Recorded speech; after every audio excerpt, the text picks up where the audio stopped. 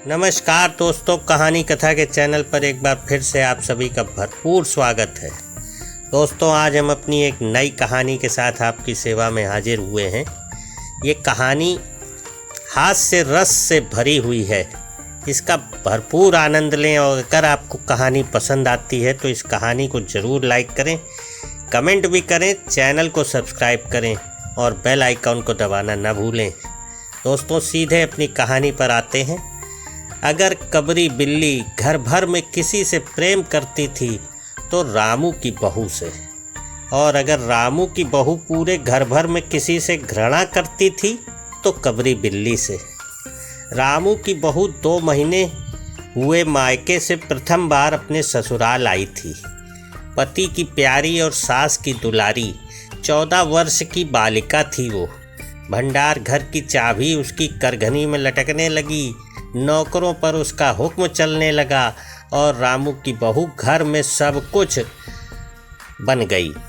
सास जी ने माला पकड़ ली और पूजा पाठ में मन लगाया, लेकिन ठहरी 14 वर्ष की बालिका कभी भंडार घर खुला है तो कभी भंडार घर में बैठे बैठे सो गई।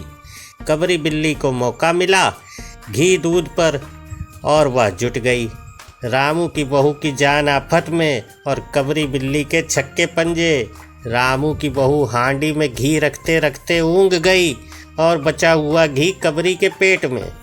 रामू की बहू दूध ढककर मिसरानी को जींस देने गई और दूध नदारद। अगर बात यहीं तक रह जाती तो भी बुरा न था। कबरी रामू की बहू से कुछ ऐसा परख गई थी कि रामू की बहू के लिए खाना पीना दुश्वार। रामू की बहू कमरे में रबड़ी से भरी कटोरी पहुंची और रामू जब आए तब तक कटोरी साफ चटी हुई। बाजार से मलाई आई और जब तक रामू की बहू ने पान लगाया मलाई गायब।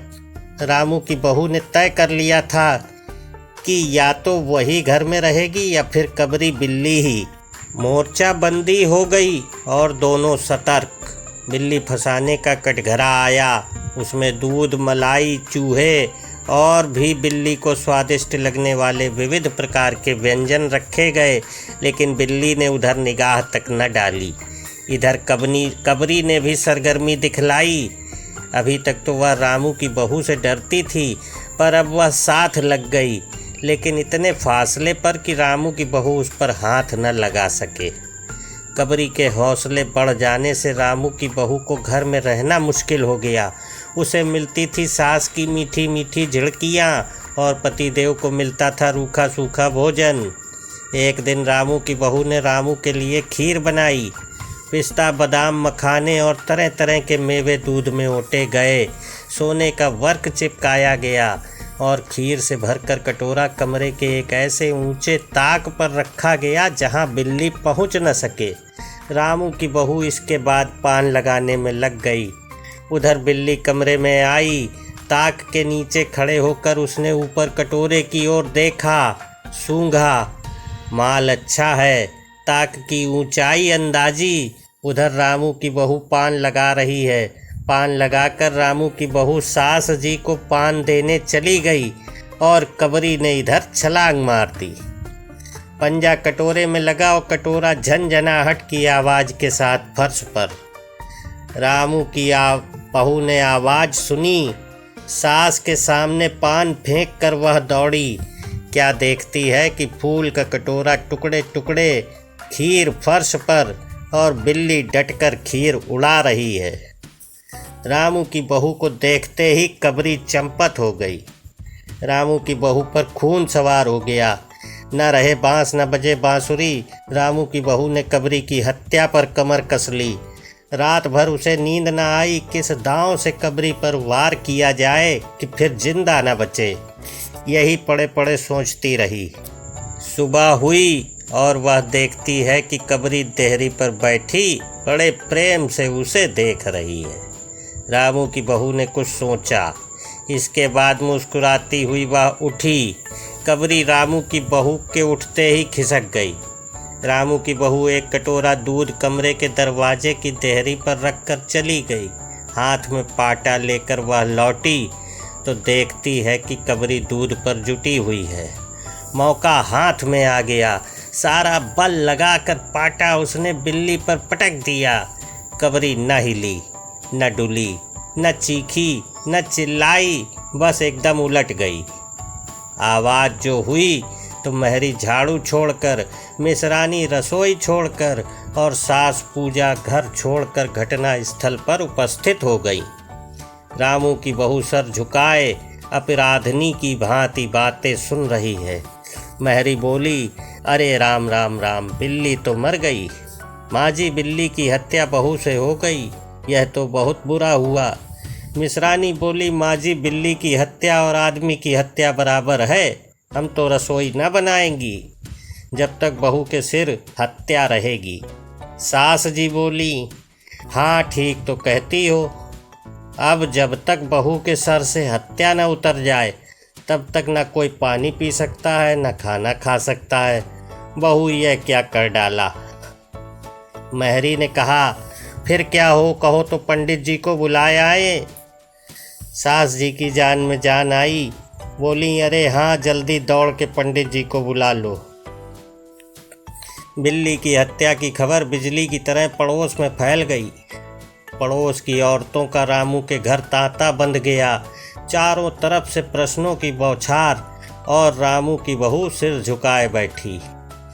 पंडित परम सुख को जब यह खबर मिली, उस समय वह पूजा कर रहे थे। खबर पाते ही वे उठ पड़े। पंडिताइन से मुस्कुराते हुए बोले, भोजन न बनाना, लाला घासीराम की पोतोहू ने बिल्ली मार डाली, प्रायश्चित होगा, पकवानों पर हाथ लगेगा। पंडित परम सुख चौबे छोटे से मोटे से आदमी थे। लंबाई 4 फीट 10 इंच और तोंद का घेरा 58 इंच। चेहरा गोल मटोल, मूंछ बड़ी बड़ी, रंग गोरा और चोटी कमर तक पहुंचती हुई। कहा जाता है कि मथुरा में जब पसेरी खुराक वाले पंडितों को ढूंढा जाता था तो पंडित परम सुख जी को उस लिस्ट में प्रथम स्थान दिया जाता था। पंडित परम सुख पहुँचे और कोरम पूरा हुआ। पंचायत बैठी। सास जी, मिसरानी, किस्नू की माँ, छन्नू की दादी और पंडित परम सुख, बाकी स्त्रियां बहू से सहानुभूति प्रकट कर रही थीं। किस्नू की माँ ने कहा, पंडित जी, बिल्ली की हत्या करने से कौन सा नरक मिलता है। पंडित परम सुख ने पत्रा देखते हुए कहा, बिल्ली की हत्या अकेले से तो नरक का नाम नहीं बतलाया जा सकता। वह मुहूर्त भी मालूम हो जब बिल्ली की हत्या हुई, तब नरक का पता लग सकता है। यही कोई 7 बजे सुबह, मिसरानी जी ने कहा। पंडित परम सुख ने पत्रे के पन्ने उल्टे, अक्षरों पर उंगलियां चलाई, माथे पर हाथ लगाया और कुछ सोचा। चेहरे पर धुंधलापन आया, माथे पर बल पड़े, नाक कुछ सिकुड़ी और स्वर गंभीर हो गया। बोले, हरे कृष्णा, बड़ा बुरा हुआ। प्रातः काल ब्रह्म मुहूर्त में बिल्ली की हत्या, घोर कुंभी पाक नरक का विधान है। रामू की माँ, यह तो बड़ा बुरा हुआ। रामू की माँ की आंखों में आंसू आ गए। तो फिर पंडित जी अब क्या होगा, आप ही बतलाएं। पंडित परम सुख मुस्कुराए। रामू की माँ, चिंता की कौन सी बात है, हम पुरोहित फिर कौन दिन के लिए हैं। शास्त्रों में प्रायश्चित का विधान है, सो प्रायश्चित से सब कुछ ठीक हो जाएगा। रामू की माँ ने कहा, पंडित जी, इसीलिए तो आपको बुलवाया था। अब आगे बतलाओ कि किया क्या जाए। यही एक सोने की बिल्ली बनवा कर बहू से दान करवा दी जाए। जब तक बिल्ली न दे दी जाएगी तब तक वो घर अपवित्र रहेगा। बिल्ली दान देने के बाद 21 दिन का पाठ हो जाए। छन्नू की दादी बोली, हाँ और क्या, पंडित जी ठीक तो कहते हैं। बिल्ली अभी दान दे दी जाए और पाठ फिर हो जाए। रामू की माँ ने कहा, तो पंडित जी कितने तोले की बिल्ली बनवाई जाए। पंडित परम सुख मुस्कुराए। अपनी तोंद पर हाथ फेरते हुए उन्होंने कहा, बिल्ली कितने तोले की बनवाई जाए। अरे रामू की माँ, शास्त्रों में तो लिखा है कि बिल्ली के वजन भर सोने की बिल्ली बनवाई जाए। लेकिन अब कलयुग आ गया है, धर्म कर्म का नाश हो गया है, श्रद्धा नहीं रही। सो रामू की माँ बिल्ली के तौल भर की बिल्ली तो क्या बनेगी, क्योंकि बिल्ली 20-21 सेर से कम की क्या होगी। हाँ, कम से कम 21 तोले की बिल्ली तो बनवा कर दान कर ही दो, और आगे तो अपनी अपनी श्रद्धा। रामू की माँ ने आंखें फाड़ कर पंडित परम सुख को देखा। अरे बाप रे, 21 तोला सोना! पंडित जी, यह तो बहुत है।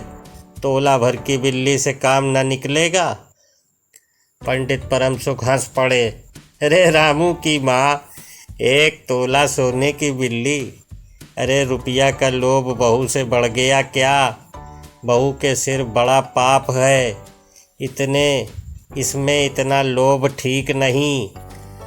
मोल तोल शुरू हुआ और मामला 11 तोले की बिल्ली पर ठीक हो गया। इसके बाद पूजा पाठ की बात आई। पंडित परम सुख ने कहा, उसमें क्या मुश्किल है, हम लोग किस दिन के लिए हैं। रामू की माँ, मैं पाठ कर दिया करूँगा, पूजा की सामग्री आप हमारे घर भिजवा देना। पूजा का सामान कितना लगेगा? पंडित जी बोले, अरे कम से कम में हम पूजा कर देंगे। दान के लिए करीब 10 मन गेहूँ, 1 मन चावल, 1 मन दाल, मन भर तिल, 5 मन जौ और 5 मन चना, 4 पसेरी घी और मन भर नमक भी लगेगा। बस इतने से काम चल जाएगा। अरे बाप रे, इतना सामान पंडित जी, इसमें तो 100-150 रुपया खर्च हो जाएगा। रामू की माँ ने रुआसी होकर कहा, फिर इससे कम में तो काम न चलेगा। बिल्ली की हत्या कितना बड़ा पाप है रामू की माँ। खर्च को देखते वक्त पहले बहू के पाप को तो देख लो। यह तो प्रायश्चित है, कोई हंसी खेल थोड़े ही है। और जैसी जिसकी मर्यादा, प्रायश्चित में तो उसे वैसा खर्च भी करना पड़ता है। आप लोग कोई ऐसे वैसे थोड़े हैं। अरे 100-150 रुपया आप लोगों के हाथ का मैल है। पंडित परम सुख की बात से पंच प्रभावित हुए। किस्नू की माँ ने कहा, पंडित जी ठीक तो कहते हैं, बिल्ली की हत्या कोई ऐसा वैसा पाप तो है नहीं। बड़े पाप के लिए बड़ा खर्च भी चाहिए। छन्नू की दादी ने कहा, और नहीं तो क्या, दान पुण्य से ही पाप कटते हैं, दान पुण्य में किफ़ायत ठीक नहीं। मिसरानी ने कहा, और फिर माँ जी, आप लोग बड़े आदमी ठहरे, इतना खर्च कौन आप लोगों को अखरेगा। रामू की माँ ने अपने चारों ओर देखा। सभी पंच पंडित जी के साथ पंडित परम सुख मुस्कुरा रहे थे। उन्होंने कहा, रामू की माँ, एक तरफ तो बहू के लिए कुंभी पाक नरक है और दूसरी तरफ तुम्हारे जिम्मे थोड़ा सा खर्चा है, सो उससे मुंह न मोड़ो। एक ठंडी सांस लेते हुए रामू की माँ ने कहा, अब तो जो नाच नचाओगे नाचना ही पड़ेगा। पंडित परम सुख जरा कुछ बिगड़ कर बोले, रामू की माँ, यह तो खुशी की बात है, अगर तुम्हें यह अखरता है तो ना करो, मैं चला। इतना कहकर पंडित जी ने पोथी पत्रा बटोरा। अरे पंडित जी, रामू की माँ को कुछ नहीं अखरता, बेचारी को कितना दुख है, बिगड़ो ना। मिसरानी बोली। छन्नू की दादी और किस्नू की माँ ने भी एक ही स्वर में यही कहा। रामू की माँ ने पंडित जी के पैर पकड़े और कहा। पंडित जी ने अब जमकर आसन जमाया। और क्या हो, 21 दिन के पाठ के 21 रुपए और 21 दिन तक दोनों वक्त 5-5 ब्राह्मणों को भोजन करवाना पड़ेगा। थोड़ा रुक कर पंडित परम सुख ने कहा, सो इसकी चिंता भी ना करो, मैं अकेले दोनों समय भोजन कर लूँगा और मेरे अकेले भोजन करने से 5 ब्राह्मणों के भोजन का फल मिल जाएगा। यह तो पंडित जी ठीक कहते हैं। पंडित जी की तोंद तो देखो। मिसरानी ने मुस्कुराते हुए पंडित जी पर एक छोटा सा व्यंग किया। अच्छा, तो फिर प्रायश्चित का प्रबंध करवाओ। रामू की माँ 11 तोला सोना निकालो, मैं उसकी बिल्ली बनवा लाऊं। 2 घंटे में मैं बनवा कर लौटूंगा। तब तक सब पूजा का प्रबंध करके रखो। और देखो, पूजा के लिए पंडित जी की बात इतनी ख़त्म भी ना हुई थी कि महरी हाँफती हुई कमरे में घुस आई और सब लोग चौंक उठे। रामू की माँ ने घबरा कर कहा, अरे क्या हुआ री? महरी ने लड़खड़ाते स्वर में कहा, माँ जी बिल्ली तो उठकर भाग गई। इतना सुनते ही पंडित परम सुख के पैरों तले की जमीन मानो खिसक सी गई। एक भयंकर सदमा सा लग चुका था उनको, उनकी इतनी अच्छी आमदनी जो रद्द हो चुकी थी। दोस्तों, ये हास्य रस से भरी हुई कहानी यहीं समाप्त होती है। अगर आपको हमारी ये कहानी पसंद आई हो, आपको ज़रा सा भी मनोरंजन प्राप्त हुआ हो, तो हमारी कहानी को लाइक करें, चैनल को सब्सक्राइब करें और बेल आइकन को दबाना न भूलें। कमेंट भी करें ताकि हम रोज़ नई नई कहानियाँ आपके समक्ष लाते रहें।